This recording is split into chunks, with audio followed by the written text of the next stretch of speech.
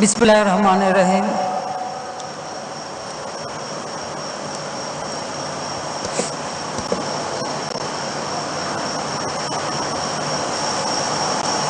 সম্মানিত সভাপতি, আমার সহকর্মীবৃন্দ, সামরিক অসামরিক সকল ঊর্ধ্বতন কর্মকর্তাবৃন্দ, কূটনৈতিক মিশনের প্রতিনিধিবৃন্দ, বীর মুক্তিযোদ্ধা ভাই বোনেরা, পদ্মাপাড়ের অধিবাসী, দুই পাড়েরই অধিবাসী আমার ভাই বোনেরা, এলাকাবাসী, সুধী মণ্ডলী, আসসালামু আলাইকুম।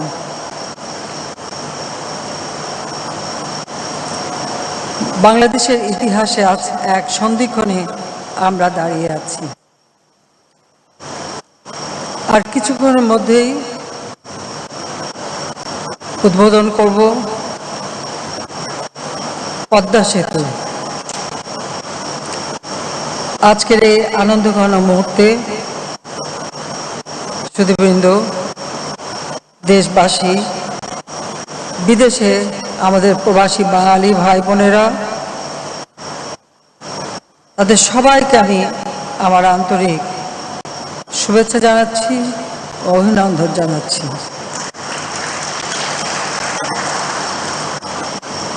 আমার ছোট বোন রেহানা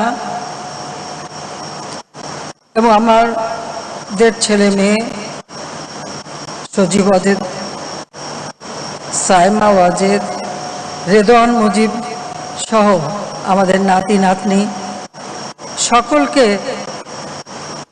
এই দেশবাসীর সাথে আমি তাদেরকেও আমার আন্তরিক ভালোবাসা ও দোয়া জানাচ্ছি। স্বাধীন বাংলাদেশ দীর্ঘ 23 বছরের সংগ্রাম, 9 মাসের মুক্তিযুদ্ধের মধ্য দিয়ে আমরা অর্জন করেছি আমাদের এই বাংলাদেশ। যার নেতৃত্বে আমরা এই বাংলাদেশ পেয়েছি, বাঙালি জাতি হিসেবে বিশ্ব দরবারে স্বীকৃতি পেয়েছি, মর্যাদা পেয়েছি। আমাদের মহান নেতা, সর্বকালের সর্বশ্রেষ্ঠ বাঙালি জাতির পিতা বঙ্গবন্ধু শেখ মুজিবুর রহমানকে আমি শ্রদ্ধার সাথে স্মরণ করি। আমাদের 4 জাতীয় নেতা, 30 লক্ষ শহীদ, 2 লক্ষ মা বোনকে, আমাদের মুক্তিযোদ্ধাদের জানাই আমার সশ্রদ্ধ সালাম, যারা অস্ত্র হাতে তুলে নিয়ে যুদ্ধ করে আমাদের বিজয় এনে দিয়েছিলেন।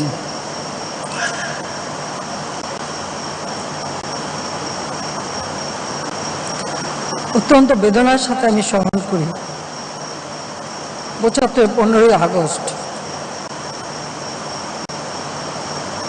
আমার বাবা জাতির পিতা বঙ্গবন্ধু শেখ মুজিব, তৎকালীন রাষ্ট্রপতি, আমার মা বেগম ফজিলাতুন্নেসা মুজিব, আমার ছোট 3 ভাই, মুক্তিযোদ্ধা ক্যাপ্টেন শেখ কামাল, মুক্তিযোদ্ধা লেফটেন্যান্ট শাহ জামাল, 10 বছরের ছোট্ট ভাই রাসেল, কামাল জামালের নবপরিণীত বধূ সুলতানা ও পারভিন রোজি, আমার একমাত্র চাচা শেখ আবুল হাসেন, মুক্তিযোদ্ধা, আমার আব্দুর রাব সানিয়াবাদ কৃষিমন্ত্রী সহ সেই দিন আমাদের পরিবারের সদস্যরা যারা শাহাদাত বরণ করেছেন, ঘাতকের নির্মম বুলেটের আঘাতে যাদের আমরা হারিয়েছি, আমি তাদের প্রতি শ্রদ্ধা জানাই। আমার বাবার মিলিটারি সেক্রেটারি ব্রিগেডিয়ার জামিল ছুটে এসেছিলেন, রাষ্ট্রপতিকে রক্ষা করতে পারেননি, ঘাতকের দল তাকেও হত্যা করে। পুলিশের এএসপি এসবি সিদ্দিকুর রহমান ঘাতককে বাধা দিয়েছিল দোতলায় উঠতে, তাকে সেখানে হত্যা করে। আমি তাদেরকেও শ্রদ্ধা জানাই বাংলাদেশের মানুষের প্রতি, যারা এই অন্যায়কে প্রতিবাদ জানিয়েছিল, আর এই প্রতিবাদ করতে যে যারা জীবন দিয়েছিল তাদেরকে আমি আজকের দিনে স্মরণ করি।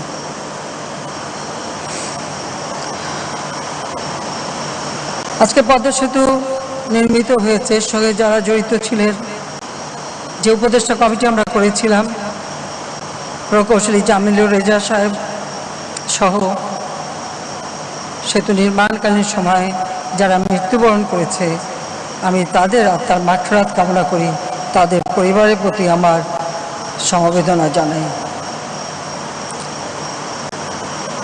আপনারা সবাই জানেন যে সেতু নির্মাণ করতে যখন আমরা যাই তখন অনেক ষড়যন্ত্র শুরু হয়, মিথ্যা অপবাদ দেওয়া হয়, দুর্নীতির অপবাদ দিয়ে কিভাবে এক একটি মানুষ এক একটি পরিবারকে মানসিক যন্ত্রণা দিয়েছে।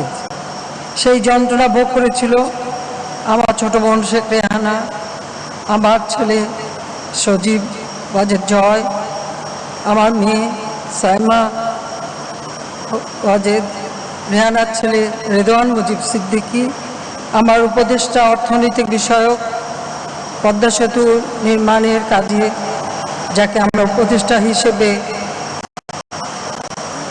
বিশেষভাবে দায়িত্ব দিয়েছিলাম ডক্টর মশিউর রহমান, যোগাযোগ মন্ত্রী, সাবেক যোগাযোগ মন্ত্রী সৈয়দ আবুল হোসেন, সাবেক যোগাযোগ সচিব মোশাররফ হোসেন ভূঁইয়া সহ যারা এর সঙ্গে জড়িত ছিল তাদের উপর মিথ্যা অপবাদ দেওয়া হয়। তাদের অমানসিক যন্ত্রণা, তাদের পরিবার সহ যে যন্ত্রণা ভোগ করেছে, আমি তাদের প্রতি সহমর্মিতা জানাই। শত প্রতিকূল অবস্থার মধ্যে এই সেতু নির্মাণের সাথে যারা জড়িত ছিলেন সকল প্রকৌশলী, সংশ্লিষ্ট কর্মকর্তা কর্মচারী, দেশি বিদেশি বিশেষজ্ঞ পরামর্শক, ঠিকাদার, প্রকৌশলী, প্রযুক্তিবিদ, শ্রমিক, নিরাপত্তায় দায়িত্বে নিয়োজিত সশস্ত্র বাহিনী, বিশেষ করে সেনাবাহিনী এবং পুলিশ বাহিনী সহ সংশ্লিষ্ট সকলের প্রতি আমি কৃতজ্ঞতা জানাই দেশবাসীর প্রতি, যারা সেদিন আমাকে শক্তি জুগিয়েছিল, সাহস জুগিয়েছিল, পাশে দাঁড়িয়েছিল। আমি ধন্যবাদ জানাই এই পদ্মা সেতু দুই পারের মানুষ যারা এখানে বসবাস করত। তারা নির্দ্বিধায় তাদের জমি হস্তান্তর করে, তাদেরকেও, তাদের পরিবারকেও আমরা পুনর্বাসন করেছি, কিন্তু তারা সে নিজের জায়গা ছেড়ে দিয়ে চলে যায়। তাদের প্রতি আমি কৃতজ্ঞতা জানাই যে তাদের ত্যাগ ও সহযোগিতা না হলে হয়তো এই সেতু নির্মাণ করা কঠিন হতো। আমি জানি সবই তো সুধী মণ্ডলী, আজকে বাংলাদেশের মানুষ গর্বিত, সেই সঙ্গে আমিও আনন্দিত এবং গর্বিত, উদ্বেলিত। অনেক বাধা বিপত্তি উপেক্ষা করি, ষড়যন্ত্রের জাল ছিন্ন করে আমরা আজকে এই পদ্মা সেতু নির্মাণ করতে সক্ষম হয়েছি। এই সেতু শুধু একটি সেতু নয়, এই সেতু দুপারের যে বন্ধন সৃষ্টি করছে তা নয়। এই সেতু শুধু ইট, সিমেন্ট, স্টিল, লোহা, কংক্রিটের একটা অবকাঠামো নয়। এ সেতু আমাদের অহংকার, এ সেতু আমাদের গর্ব, এ সেতু আমাদের সক্ষমতা, আমাদের মর্যাদার শক্তি। এই সেতু বাংলাদেশের জনগণের, এর সঙ্গে জড়িয়ে আছে আমাদের আবেগ, আমাদের সৃজনশীলতা, সাহসিকতা, সহনশীলতা এবং আমাদের প্রত্যয়, যা আমরা এই সেতু তৈরি করবই, সেই জেদ, সেই প্রত্যয়। যদিও এই ষড়যন্ত্রের কারণে সেতুটা নির্মাণ করতে প্রায় 2 বছর বিলম্বিত হয়, কিন্তু আমরা কখনো হতোদ্যম হইনি, হতাশায় ভুগিনি, আত্মবিশ্বাস নিয়ে এগিয়ে চলেছি এবং শেষ পর্যন্ত সকল অন্ধকার ভেদ করে আলোর পথে আমরা যাত্রা করতে সক্ষম হয়েছি। আজকে পদ্মার বুকে চলে উঠেছে লাল, নীল, সবুজ, সোনালী আলোর ঝলকানি। 42টি স্তম্ভ, এই স্তম্ভ যেন স্পর্ধিত বাংলাদেশের প্রতিচ্ছবি। বঙ্গবন্ধু শেখ মুজিব বলেছিলেন, কেউ দাবায় রাখতে পারবা না, কেউ দাবায় রাখতে পারেনি, আমরা বিজয়ী হয়েছি। তারুণ্যের কবি সুকান্তের ভাষায় তাই বলতে চাই, সাবাস বাংলাদেশ, এ পৃথিবী অবাক তাকিয়ে রয়, জ্বলে পুড়ে মরে ছাড়খাড়, তবু মাথা নোয়াবার নয়। আমরা মাথা নোয়াইনি, আমরা কখনো মাথা নোয়াবো না। জাতির পিতা বঙ্গবন্ধু শেখ মুজিব কখনো মাথা নোয়াননি, তিনি আমাদের মাথা নোয়াতে শেখান নাই। ফাঁসির মঞ্চে দাঁড়িয়ে তিনি জীবনের জয় গান গেয়েছিলেন, বাংলার মানুষের মুক্তি চেয়েছিলেন, স্বাধীনতা চেয়েছিলেন। তারই নেতৃত্বে আমরা স্বাধীনতা অর্জন করেছি। আমরা তারই অনুসারী, তার পদাঙ্ক অনুসরণ করেই আমরা পথ চলি, তার পদাঙ্ক অনুসরণ করেই আজকে বিশ্বের বুকে মাথা উঁচু করে বাংলাদেশ দাঁড়াতে সক্ষম হয়েছে।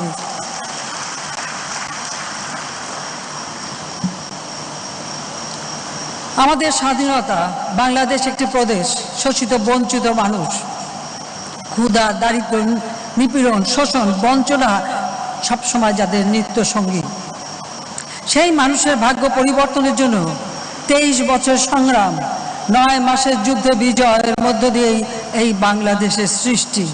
তার ডাকেই সাড়া দিয়ে এদেশের মানুষ অস্ত্র তুলে নিয়ে বিজয় এনে দিয়েছিল। স্বাধীনতার পর জাতির পিতা জাপানে গিয়েছিলেন। 73 সালে জাপান সরকারকে অনুরোধ করেছিলেন আমাদের যমুনা, পদ্মা এই স্বপ্ন দিয়ে সেতু করে দেওয়া। যমুনা নদীর উপর সেতু নির্মাণের জন্য যে পদক্ষেপ তিনি নিয়েছিলেন, জাপান সরকার ফিজিবিলিটি স্টাডি করে এবং সেই সেতু নির্মাণের উদ্যোগ নেয়। দুর্ভাগ্যের বিষয়, 1975 সালে 15 আগস্ট জাতির পিতাকে হত্যা করে অবৈধভাবে যে মিলিটারি ডিক্টেটর ক্ষমতা আসে, সে সেই সেতুর কাজ বন্ধ করে দেয়। যাও, আমাদের সৌভাগ্য, আমরা 96 সালে প্রায় 21 বছর পর, 75-এর পর যখন সরকার গঠন করি, তখন আমরা সেই যমুনা বঙ্গবন্ধু সেতু নির্মাণ করি এবং আমি 98 সালের 23শে জুন সেই সেতু উদ্বোধন করেছিলাম। আলহামদুলিল্লাহ যে সেটা আমরা করতে পেরেছিলাম। এবং সেই সেতুতে রেল, গ্যাস এবং বিদ্যুৎ লাইন সংযোজন করেই আমরা সেতুটা নির্মাণ করি। 97 সালে আমি জাপান সফরে যাই। জাপানের প্রাইম মিনিস্টারকে আমি বলেছিলাম যে আমার বাবা সেতু চেয়েছিলেন, আপনারা যমুনা সেতু আমাদের করে দিয়েছিলেন। আজকে আমি রূপসা, অর্থাৎ সেটা হচ্ছে আপনার খুলনা বাগেরহাটের সাথে সংযোগ, ভৈরব নদীর উপর, এবং পদ্মা সেতু নির্মাণ করতে চাই। কিন্তু আমি জানি পদ্মা একটি অত্যন্ত খরস্রোতা একটি নদী, কাজে সেই নদীতে সেতু করা যথেষ্ট কঠিন। জাপান তার ফিজিবিলিটি স্টাডি শুরু করে এবং রূপসা সেতু আমাদের নির্মাণ করে দেয়। এই খরস্রোতা বিশাল পদ্মা নদী যে ফিজিবিলিটি স্টাডি হয় 2001 সালে, সেই রিপোর্টটা আমাদের দেয় এবং তারই ভিত্তিতে আমরা প্রথম 4 জুলাই বাওয়া প্রান্তে আমরা আমাদের পদ্মা সেতুর ভিত্তিপ্রস্তর স্থাপন করি। 2001-এ যদিও আমরা ক্ষমতায় আসতে পারিনি, ক্ষমতায় আসে বিএনপি জামাত জোট, এই সেতু নির্মাণের কাজ বন্ধ করে দিয়ে জাপানকে আবার ফিজিবিলিটি স্টাডি করতে বলে, অর্থাৎ আবার সমীক্ষা করতে বলে মানিকগঞ্জের আরিচা থেকে দৌলতদিয়া পর্যন্ত।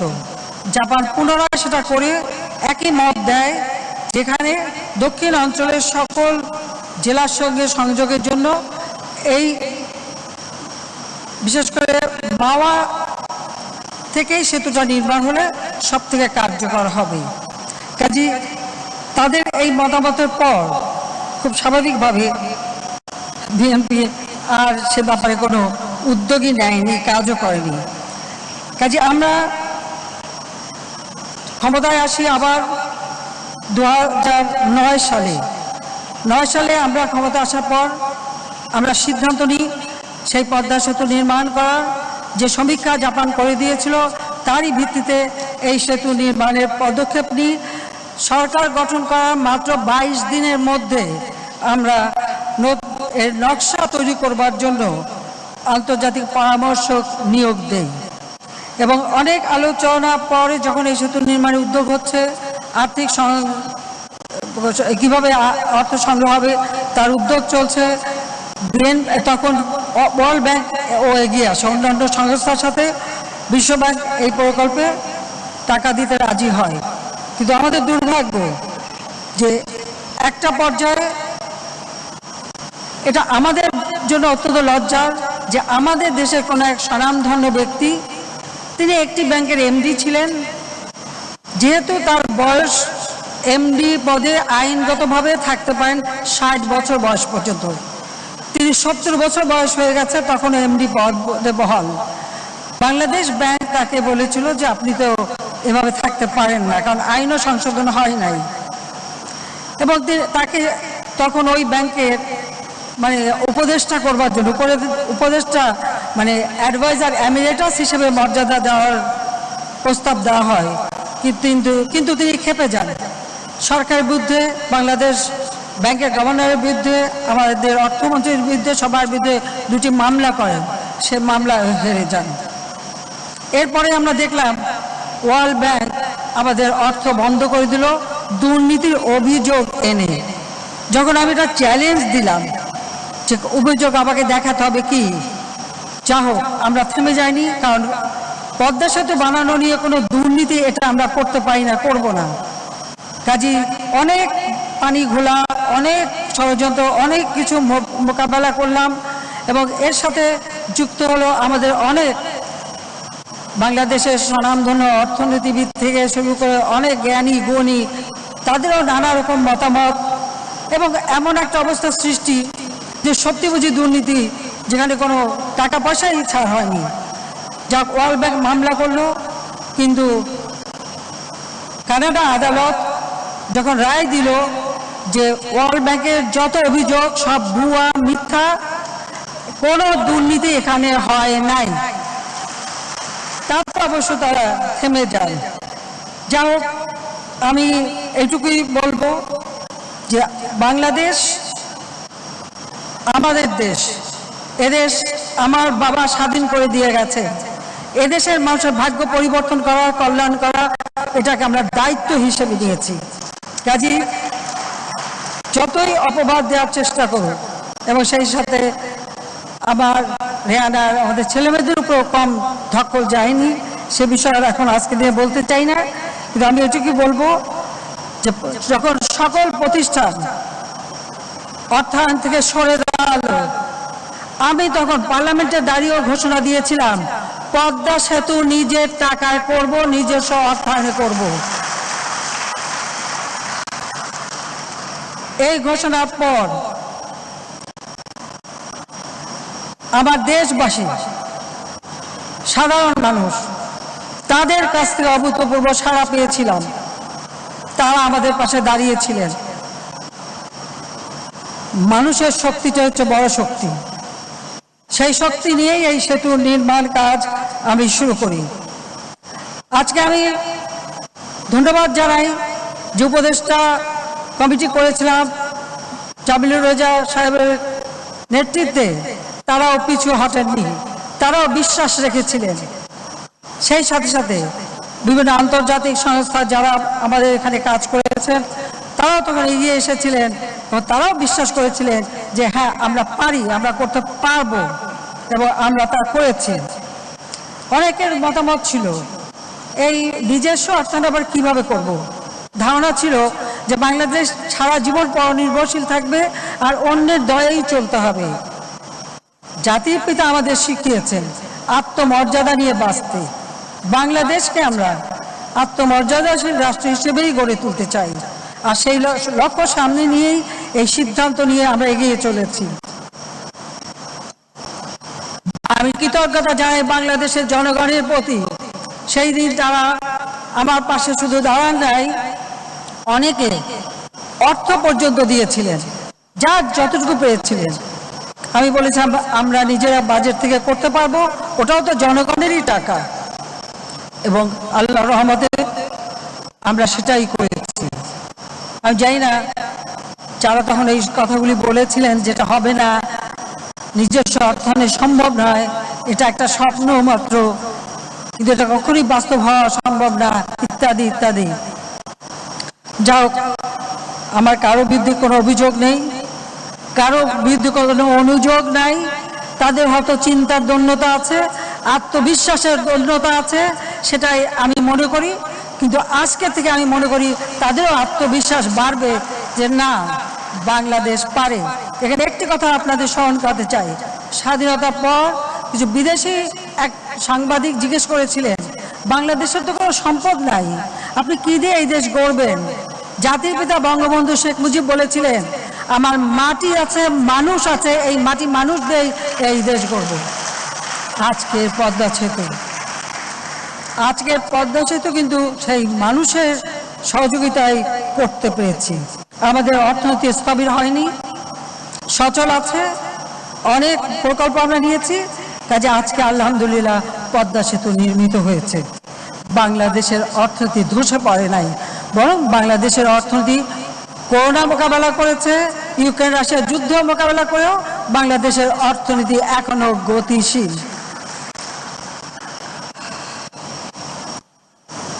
সমগ্র বিশ্বের কাছে আজ বাংলাদেশ প্রমাণ করেছে যে বাংলাদেশ জাতির পিতার স্বপ্নের বাংলাদেশ, আত্মমর্যাদাশীল বাংলাদেশ, আত্মবিশ্বাসী বাংলাদেশ। কারণ বাংলাদেশের জনগণই হচ্ছে আমার সাহসের ঠিকানা, তাই বাংলাদেশের জনগণকে আমি স্যালুট জানাই।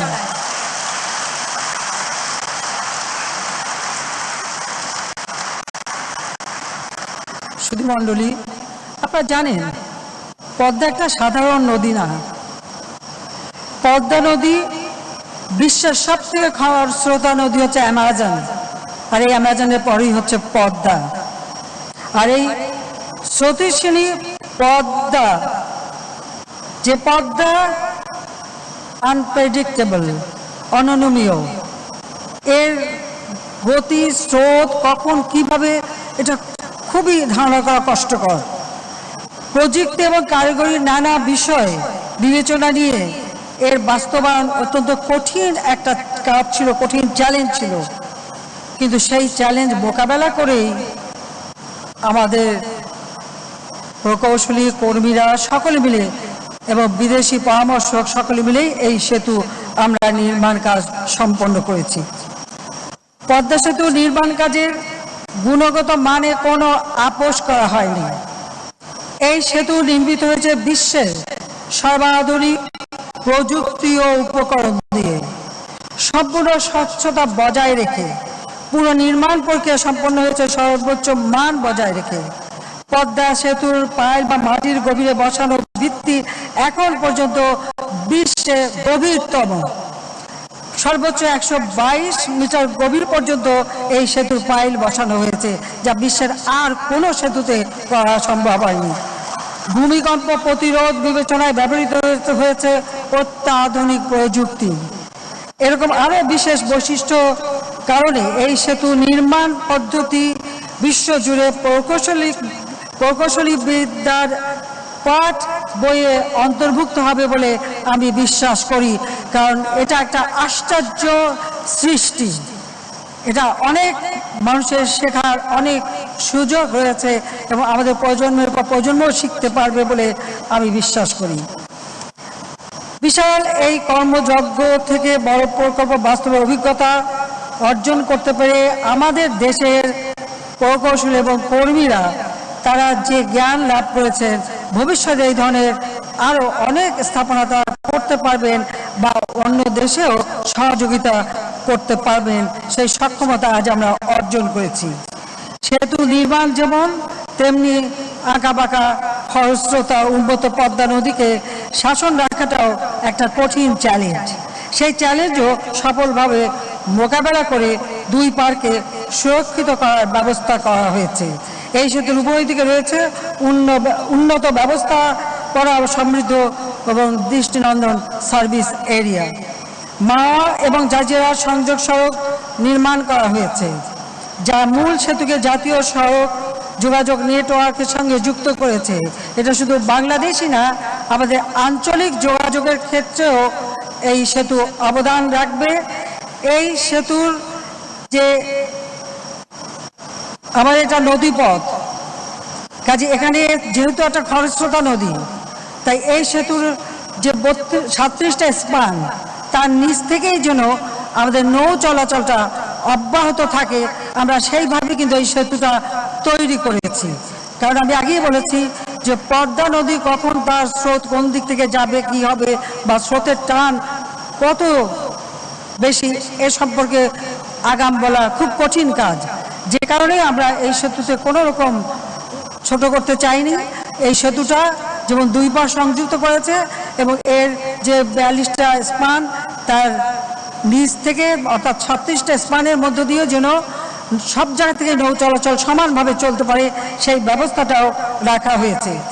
এই সেতু নির্মাণ কাজ সুষ্ঠুভাবে বাস্তবায়নের স্বার্থে পদ্মা নদীর উভয় পারে 3 জেলা মুন্সিগঞ্জ, মাদারীপুর, শরীয়তপুরের প্রায় 6509 একর জমি অধিগ্রহণ করতে হয়েছে। যারা প্রত্যক্ষ পরোক্ষভাবে ক্ষতিগ্রস্ত সকলকে আমরা পুনর্বাসন করেছি, জীবন জীবিকার ব্যবস্থা দিয়েছি, তাদের জন্য প্লট দেওয়া হয়েছে, বাড়ি করে দেওয়া হয়েছে, বাণিজ্যিক প্লট করা হয়েছে, অর্থাৎ তাদের জীবিকার ব্যবস্থাও আমরা করে দিয়েছি। এই প্রকল্প এলাকায় একটা পরিবেশ ব্যবস্থাপনা কার্যক্রমের আওতায় বনায়ন কর্মসূচিও হাতে নেওয়া হয়েছে। সেখানে বনায়ন সৃষ্টি করা হচ্ছে, জীববৈচিত্র্যের ইতিহাস ও নমুনা সংরক্ষণের জন্য জাদুঘর প্রতিষ্ঠা করা হয়েছে। উদ্ভিদকুল ও প্রাণীকুল সংরক্ষণের লক্ষ্যে প্রকল্প এলাকায় ইতিমধ্যে আমরা পদ্মা সেতু বন্য প্রাণী অভয়ারণ্য, সেই অভয়ারণ্য সৃষ্টি করা হয়েছে, এটা ঘোষণা দেওয়া হয়েছে, যাতে আমাদের পরিবেশ এবং প্রকৃতি যেন রক্ষা পায় সেই লক্ষ্য নিয়ে। বিশ্বের সেরা প্রযুক্তিতে নির্মিত এই দৃষ্টিনন্দন দ্বিতল পদ্মা সেতু, এই সেতু স্টিল এবং কংক্রিট স্ট্রাকচারে বহুমুখ। এই সেতুর উপরে ডেক, যানবাহন চলবে আর নিচ দিয়ে ট্রেন চলাচল করবে, কাজে রেল সেতু এর সঙ্গে। সেতু চালু হওয়ার পর সড়ক এবং রেলপথ দেশের দক্ষিণ অঞ্চলের 21টি জেলার মানুষের উন্নতি হবে, ব্যবসা বাণিজ্য বৃদ্ধি পাবে, তারা নির্বিঘ্নে যাতায়াত করতে পারবে। এই খরস্রোতা পদ্মা পাড়ি দেওয়ার ঝুঁকি নিতে হবে না, রাজধানীর সঙ্গে সরাসরি যোগাযোগ স্থাপন করতে পারবে। কাজে সেদিক থেকে আমাদের দেশের মানুষের যারা সবসময় অবহেলিত, অর্থাৎ আমরা পদ্মার ওপারে মানুষ চিরদিনই অবহেলিতই ছিলাম, আর অবহেলিত থাকবে না, আবার তাদের সমানভাবে উন্নত হবে। আমরা আশা করি, যদিও এটা হিসেবে বলা হয়েছে 1.23% আমাদের জিডিপি বাড়বে, কিন্তু আমি বিশ্বাস করি এটা আরো বেশি হবে। আর তাছাড়া প্রতি বছর এই অঞ্চলে যে দারিদ্র্য, সে দারিদ্র্যের হারও হ্রাস পাবে। নতুন অর্থনৈতিক অঞ্চল আমরা গড়ে তুলব, হাইটেক পার্ক আমরা গড়ে তুলব, দেশি বিদেশি বিনিয়োগ আকৃষ্ট হবে, দেশের শিল্পায়নের গতি আরও ত্বরান্বিত হবে এবং আঞ্চলিক বাণিজ্যে বিশেষ ভূমিকা এই সেতু রাখবে। ইতিমধ্যে তার সেই লক্ষ্য নিয়ে এই অঞ্চলে, দক্ষিণ অঞ্চলে বিদ্যুৎ কেন্দ্র থেকে শুরু করে আমরা যা যা প্রয়োজন সেগুলি কিন্তু করেছি। এবছরের শেষ নাগাদ আমাদের কর্ণফুলী তলদেশে টানেল, বঙ্গবন্ধু টানেল, সেটাও সম্পন্ন হবে। মেট্রো রেল, সেটাও একটা অংশ সম্পন্ন হবে। আর 2023 সালে প্রথমার্ধে রূপপুর পারমাণবিক বিদ্যুৎ কেন্দ্র, সেটাও উৎপাদন শুরু হবে। ঢাকা এলিভেটেড এক্সপ্রেসওয়ের কাজও দ্রুত এগিয়ে যাচ্ছে, প্রায় এটাও 2023 বা 24-এর মধ্যে শেষ হবে। তাছাড়া পায়রা যে বিদ্যুৎ কেন্দ্র, সেখানে ইতিমধ্যেই বিদ্যুৎ উৎপাদন শুরু হয়েছে, সেখানে আরও বিদ্যুৎ উৎপাদনের সুযোগ রয়েছে। কাজে সার্বিক দিক থেকে আমাদের অর্থনীতি আরও গতিশীল হবে, দেশের মানুষ উন্নত জীবন পাবে। আমি আবারও দেশবাসীর প্রতি কৃতজ্ঞতা জানাই, যারা আমাকে বারবার সাহস দিয়েছেন। আমি বাবা, মা, ভাই সব হারিয়ে এদেশের মানুষের উপর ভরসা রেখেই 75-এর পর যখন 6 বছর রিফিউজি হিসেবে বিদেশে থাকতে হয়েছিল, বাংলাদেশ আওয়ামী লীগ আমাকে সভাপতি নির্বাচিত করেছিল বলেই আমি দেশে ফিরে এসেছিলাম, আসতে পেরেছিলাম যখন অনেক বাধা ছিল, কিন্তু এসেছিলাম একটি লক্ষ্যই সামনে নিয়ে। এই বাংলাদেশ, যে বাংলাদেশ আমার বাবা স্বাধীন করে গেছেন, এই বাংলাদেশ এভাবে অবহেলিত থাকতে পারে না। এই বাংলাদেশকে আমাকে কিছু করতে হবে, এবং এই যে সাহস আমি পেয়েছি, এদেশের বাংলাদেশের জনগণ যেমন সাহস দিয়েছে, আর সবসময় আমি এটা অনুভব করি যে আমার মা, আমার বাবা সবসময় তাদের দোয়া আমার উপর রেখেছে, তাদের আশীর্বাদের হাত আমার মাথায় আছে। তাহলে আমার মতো একটা সাধারণ মানুষ, যে অতি সাধারণ বাঙালি মেয়ে, এত কাজ করতে আমি পারতাম না যদি আমার বাবা মায়ের দোয়া আশীর্বাদের হাত আমার উপর না থাকতো। আমি তাদের কথা আজকে স্মরণ। আমি আশা করি এই সেতু কাজ বন্ধ করতে যারা নানাভাবে ষড়যন্ত্র করেছে বা বাধা দিয়েছে, তাদের শুভবুদ্ধির উদয় হবে, তাদের হৃদয়ে দেশপ্রেম জাগ্রত হবে, দেশের মানুষের প্রতি তারা আরো দায়িত্ববান হবে। আজকে বাংলাদেশ আমাদের মাথাপিছু আয় $2,594 মার্কিন।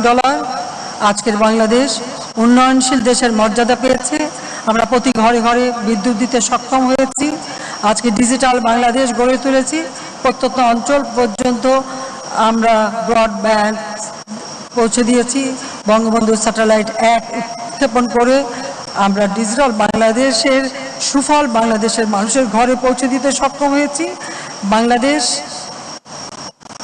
উন্নয়নশীল দেশ হিসেবে মর্যাদা পেয়েছে, আমরা সেইভাবেই এগিয়ে যাব। জাতিসংঘ ঘোষিত এসডিজি 2030-এর মধ্যেই আমরা বাস্তবায়ন করতে সক্ষম হব। বাংলাদেশ 2021 আর 2020 জাতির পিতা জন্মশতবার্ষিকী উদযাপন করেছি। 2021 বাংলাদেশের স্বাধীনতার সুবর্ণ জয়ন্তী উদযাপন করেছি। আর এই সময় আমরা স্বীকৃতি পেয়েছি উন্নয়নশীল দেশের মর্যাদা, যেটা কার্যকর হবে 2026 সালে। বাংলাদেশ এগিয়ে যাচ্ছে, বাংলাদেশ এগিয়ে যাবে। 2041 সালের মধ্যে ইনশাআল্লাহ বাংলাদেশ উন্নত দেশ হিসেবে স্বীকৃতি পাবে, মর্যাদা পাবে। 2100 সালের ডেল্টা প্ল্যান এই বদ্বীপটাকে প্রজন্মের পর প্রজন্মকে সুন্দর জীবন দেবে, সেই পরিকল্পনা নিয়েও আমরা তা বাস্তবায়ন করেছি। আসুন পদ্মা সেতু উদ্বোধনের এই ঐতিহাসিক দিনে যে যার অবস্থান থেকে দেশ ও দেশের মানুষের কল্যাণে আমরা শপথ গ্রহণ করি, যে দেশের মানুষের ভাগ্য পরিবর্তন করে উন্নত সমৃদ্ধ সোনার বাংলা আমরা গড়ে তুলব। জাতির পিতার স্বপ্ন আমরা গড়ে তুলব। বাঙালি জাতি বীরের জাতি, বাঙালির ইতিহাসের বাঁকে বাঁকে রঞ্জিত হয়েছে অনেক ত্যাগ তিতিক্ষা, অনেক রক্তধারা। বারবার আঘাত এসেছে, বাঙালি ঘুরে দাঁড়িয়েছে, উঠে দাঁড়িয়েছে, কিন্তু বাঙালি আবার এই আঘাতের পরেও সদর্পে মাথা উঁচু করে দাঁড়িয়েছে। যতবারই হত্যা করো জন্মাবো আবার, দারুণ সূর্য হব, লিখব নতুন ইতিহাস। জয় বাংলা, জয় বঙ্গবন্ধু, বাংলাদেশ চিরজীবী হোক।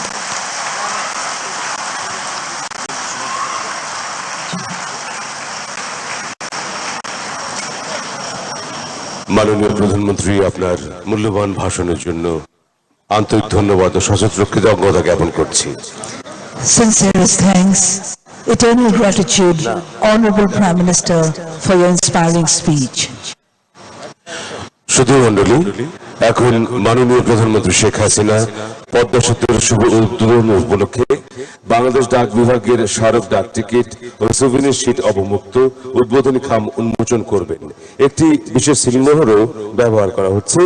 এই আয়োজনে উপস্থিত থাকবেন মাননীয় মন্ত্রী ডাক ও টেলিযোগাযোগ বিভাগ জনাব মুস্তাফা জব্বার, ডাক ও টেলিযোগাযোগ বিভাগের সচিব মোহাম্মদ খলিলুর রহমান এবং